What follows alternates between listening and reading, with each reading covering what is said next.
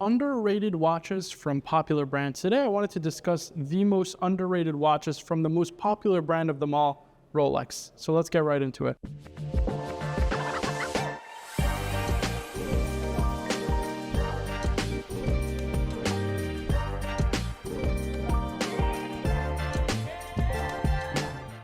So I know that might sound like an oxymoron, underrated watches from what is without question the most popular brand in terms of overall sales volume and just notoriety in the entire watch industry, it being the Rolex brand. But with the market downturn and with the overall shift in demands from consumers looking more towards a lot of modern timepieces or the latest and greatest models from Rolex, there definitely have been a lot of models that have become underrated in my personal opinion. And so today I wanted to present to you my top 5 underrated models, starting with the first one, which is the Rolex Oyster Perpetual in 39mm, the reference 114-300. Now these will vary in price point, but you can pick these up right around that $7,500 price point, depending on whether it has a blue dial, anthracite dial, white dial, black dial, or even the most popular, or at least the one that trades at the highest premium, it being the grape dial. Now, personally, my favorites are the anthracite or the white dial. They're just this clean, classic look that is completely different from the modern Oyster Perpetuals that Rolex currently produces, which I really like as it helps it stand apart from the crowd. Now, I'm a big fan of Oyster Perpetuals as a one-and-done kind of Rolex, the only one in a collection, or as part of a larger collection. It just adds a little bit of pop, variety, and it's that perfect do anything, go anywhere kind of watch where you can take it to the beach with its 100 meters water resistance, or wear it with a suit as it's slim enough to fit under a dress cuff, and certainly isn't out of place as it's a time-only watch. Now again, the variety of dial colors will allow you to really choose the one that best suits your watch collection. Now again, my personal favorite is the anthracite dial, just because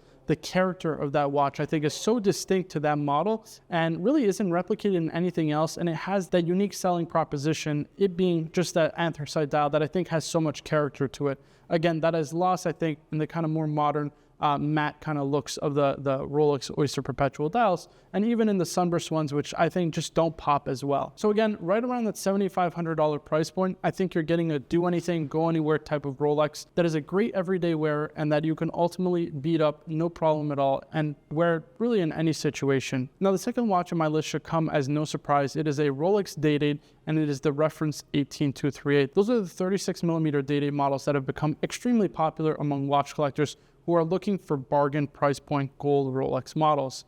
Now, I know some people may feel that the 36mm case size is a little bit small, but I would definitely give a lot of pushback on that, considering James Gandolfini, who played, of course, the role of Tony Soprano in the Soprano series, actually wore a 36mm Day-Date in the show and in real life as well. So if it was good enough for a guy of that kind of stature, I think it's good enough for the rest of us. Now, the one thing that I love about these 36mm Day-Dates especially is the fact that you can get such a great variety of dials. This was a time when Rolex was really experimenting and was really creative in terms of the overall dials, from the myriad dials, the stone dials. Of course, you can get just the kind of traditional champagne dials, white dials, black dials, all that kind of good stuff. My personal favorite is a white gold blue dial. I think it's just that understated, classy look, but it has that blue pop that I think is just awesome.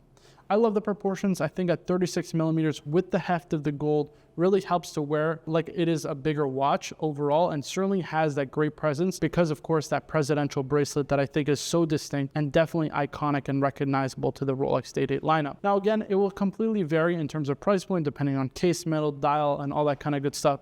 The cheapest you're looking at, roughly speaking, for a double quick set will be right around that $15,000 price point for a yellow gold model with a white dial. This would be, of course, without any box or papers. And of course, it's a sliding scale from there depending on the actual model, condition, and of course the dial itself.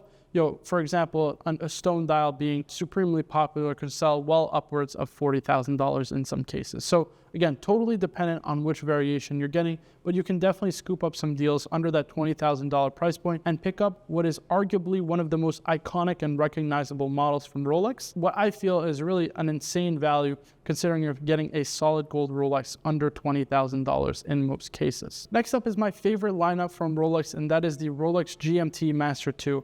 Now, of course, it's hard to find value in the GMT Master 2 line because of just how popular it is, but I feel like a lot of collectors will gravitate towards the latest and greatest references simply due to the fact that it's proximity and it's just easy and what people see most often on social media, for example. But I think what's a lot more difficult is looking back at some key references that I think are actually really important to the Rolex GMT Master 2 lineup, two in particular that are the 116710LN, better known as the All Black GMT, or of course the 116710 BLNR, the original Batman wristwatch. Now this was one of the first or the first bicolored GMT models, at least made in steel. Certainly it is the first bicolored one. And so for that reason alone, I think it definitely has a lot of merits for future collectability. I know people will go crazy over the modern Batmans, but I just don't think it's worth paying the premium for it. I own a Rolex Batgirl and I was fortunate enough to get it in a crazy situation at retail price, but if I was a buyer on the secondary market, I would scoop up the deal. The 116710 BLNR you're picking up all day long, well under the $15,000 price point, which again, for a watch that has all the same aesthetics as the modern 126710 BLNR, just without the newer updated movement, I think I would go 100 million% for the 116710 BLNR just because of that value play and the fact that it was the first to do something. So I think collectability wise, it just has more merits than the more modern reference. Now again, another one that I really like is the 116710 LN. Those you can pick up well under that $12,000 price point in most cases. Again, a great value GMT wristwatch, which can be a one and done Rolex or be part of a larger Rolex collection that will fit in just absolutely perfect. And again, it's one of those beach to office type of watches where you can wear in any situation and it certainly would never be out of place. I'm a big fan of the Rolex GMT. As I mentioned many times, it's my favorite lineup from Rolex, and without question,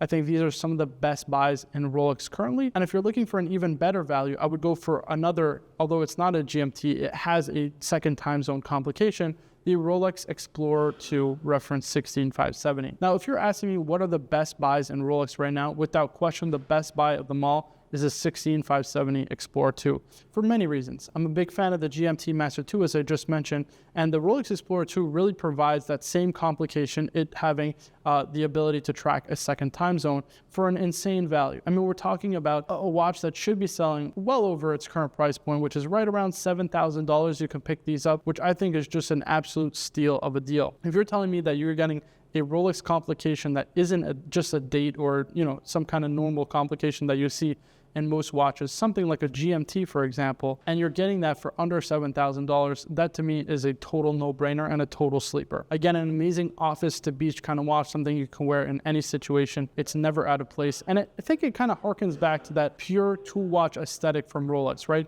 It just feels like it's from a bygone era that we probably won't ever see again from Rolex, and I actually much prefer it to the modern Explorer 2, simply due to the case size, it being 40 millimeters versus the newer size, which is 42 millimeters, which I feel is just a little bit too big for a tool watch. And then not to mention, of course, that red Explorer, or GMT hand rather, which I think just looks way better than the orange one. Just a personal style preference of mine, but I think the case size alone definitely sells it for me, because 40 millimeters always wears a little bit better than 42. So again, right around that $7,000-ish price point, depending if you're getting a polar, or in some cases even cheaper for a black dial Explorer 2, I think it's the ultimate value play from Rolex right now, a Rolex Explorer 2 reference 16570. And it's one that people will definitely be kicking themselves if they don't pick it up at the current price points, considering where the market is currently at for them. Now, last but certainly not least, it wouldn't be fair if I didn't feature one of Rolex's most prized possessions, or certainly their most iconic lineup, and that is their dive watch lineup. Of course, most people will always tend to go for the Rolex Submariner, and I totally understand the merits of it. The history, the collectability, the incredibly flawless design of the watch. It's just a perfect timepiece, right? It's hard for me to knock anything about really any reference Rolex Submariner. They're just these bulletproof watches that are amazing to wear on a day-to-day basis. But I think one of those undervalued dive watch references is the Rolex Sea Dweller reference 16600. You can pick these up right around that $8,000 price point. And when I think about it, it is literally a souped up Rolex Submariner. We're talking 40 millimeter case size, super practical to wear on a day-to-day basis. Yes, it is a little bit thicker because it does have the helium escape valve, but it isn't overbearing like what I feel are the modern kind of sea dwellers. I think those can wear a little bit big in terms of actual case thickness, where the 16600 just wears really, really slim on wrist, considering all that technology that's within it. So you're getting that souped up Submariner look in a Rolex Sea Dweller case. And I love the fact that it is distinct from the Submariner, it being a part of the Sea Dweller line. So it's kind of a little bit of a niche choice within the actual Rolex lineup, making it, I feel, an enthusiast pick for sure. So guys, that is my top 5 underrated Rolex models that you can actually buy right now that I feel are just supreme deals to be picked up and certainly to be looked at on the market today. Let me know your thoughts down below in the comments, what you feel are some of the best buys from Rolex right now. I always love to hear your feedback. And of course, please be sure to like the video, subscribe for more videos in the future, and let me know any videos you would like to see from me here on the Burdeen's YouTube Watch channel. I really appreciate all of your support, guys. It's been amazing to see. So guys, I'll see you in the next one.